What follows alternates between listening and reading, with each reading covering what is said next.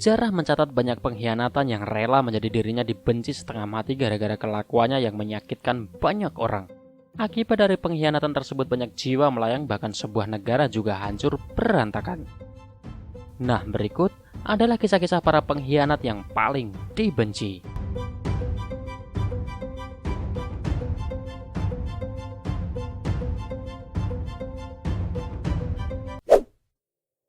Vidkun Quisling.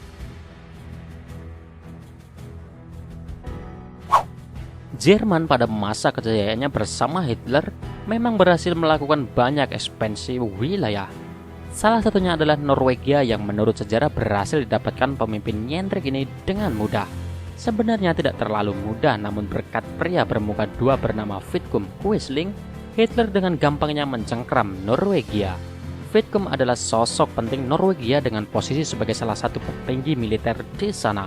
Namun di saat yang sama, ia juga sangat menyanjung Hitler. Akhirnya keduanya pun bersepakat untuk membuat Norwegia berada di kaki Jerman.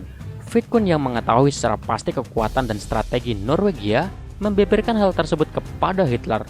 Rencana ini sukses besar dan Vidkun diangkat menjadi salah satu orang penting di Norwegia jajahan ini. Namun pada akhirnya nasib berbalik. Norwegia mampu lepas dari Jerman ketika Hitler kalah di Perang Dunia II. Vidkun pun mati secara tidak hormat di tangan eksekutor tembaknya.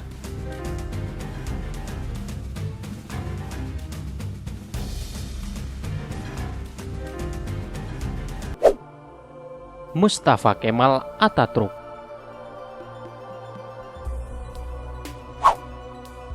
Mungkin banyak yang merasa aneh melihat nama ini berbeda dalam daftar pengkhianatan paling dibenci.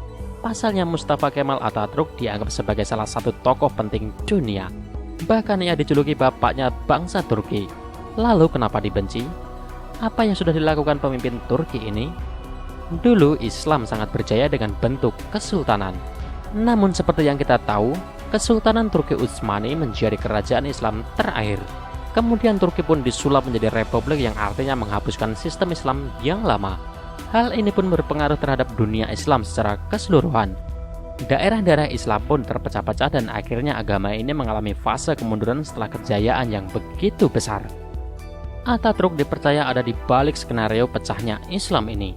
Banyak dugaan jika ia adalah agen dari pihak tertentu yang misinya memang menghancurkan kejayaan Islam.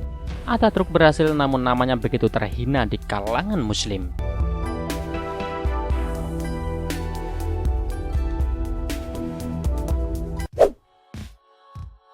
Wang Jingwei.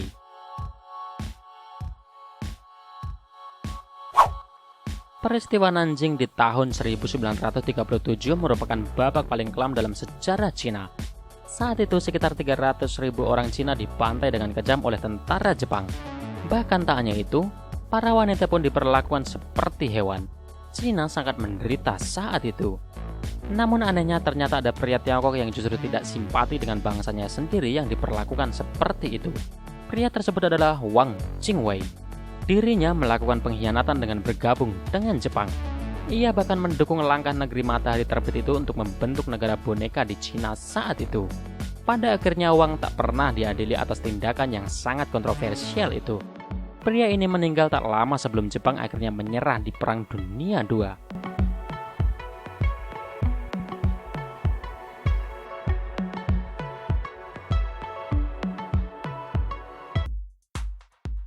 Mir Jafar.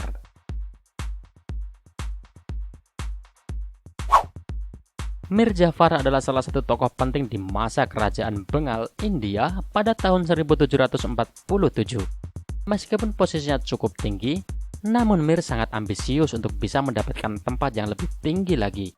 Tak mungkin ia bisa melakukannya dengan cara biasa. Lalu terpikirlah kemudian skenario pengkhianatan terhadap kerajaan. Mir Jafar pun membuat perjanjian dengan Inggris lewat salah satu komandan pasukan bernama Robert Clive. Saat itu ia menyerahkan pasukan Bengali pada pertempuran Plessy untuk ditukar dengan posisi tinggi. Rencana ini berhasil dan Mir Jafar pun diangkat. Namun Mir mengetahui rencana Inggris ternyata ingin menguasai seluruh India. Kemudian ia pun bersekongkol dengan Denmark untuk menggempur Inggris dan rencana ini gagal total.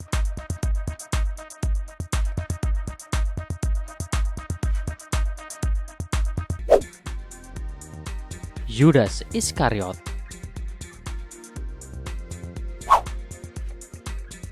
Bagi umat Kristiani, tak ada pengkhianat yang paling mereka benci selain Yudas Iskariot.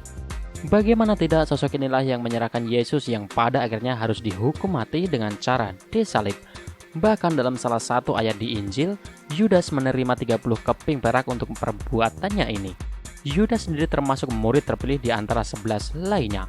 Namun ia tega melakukan hal ini hanya karena berbeda suatu hal dengan sang guru. Namun diceritakan pada akhirnya Yudas menyesal telah melakukan hal tersebut. Ia pun mengembalikan 30 keping perak tersebut dan pada akhirnya ia mengakhiri hidup dengan bunuh diri. Menurut versi Islam, sebenarnya yang disalib dan dijatuhi hukuman mati justru Yudas yang diserupakan wajahnya seperti Yesus. Sedangkan Yesus atau Isa bin Maryam diangkat ke langit oleh Allah.